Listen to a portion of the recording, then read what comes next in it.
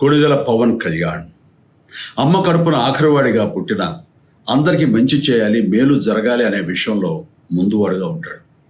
తన గురించి కంటే జనం గురించి ఎక్కువగా ఆలోచించే మనస్తత్వం నా తమ్ముడు కళ్యాణ్ బాబుది.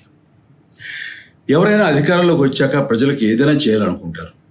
కానీ కళ్యాణ్ తన సొంత సంపాదనని కౌలు రైతులు కన్నీళ్లు తుడిచేందుకు ఖర్చు పెట్టడం, సరిహద్దు దగ్గర ప్రాణాలొడ్డి పోరాడే జవాన్ కోసం పెద్ద మొత్తం అందివ్వటం, అలాగే మత్స్యకారులు ఇంకా ఎందరికో తాను చేసిన సహాయం చూస్తుంటే ఇలాంటి నాయకుడు కదా జనాలకు కావాల్సింది అనిపిస్తుంది.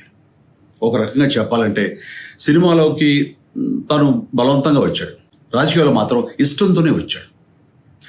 ఏ తల్లికైనా తన కొడుకు కష్టపడుతుంటే గుండె తరుక్కుపోతుంది.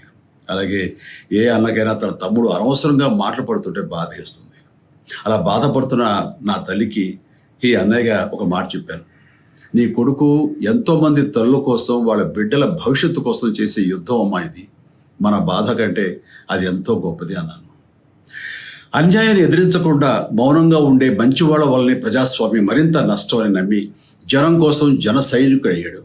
తాను బలంగా నమ్మిన సిద్ధాంతం కోసం తన జీవితం రాజకీయాల్లోకి అంకితం చేసిన శక్తిశాలి పవన్ కళ్యాణ్.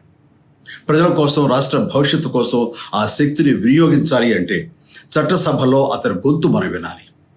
జనమే జయను నమ్మే జనసేనాని ఏమి చేయగలడో చూడాలంటే మీరు పిఠాపురం ప్రజలు కళ్యాణ్ని గెలిపించాలి.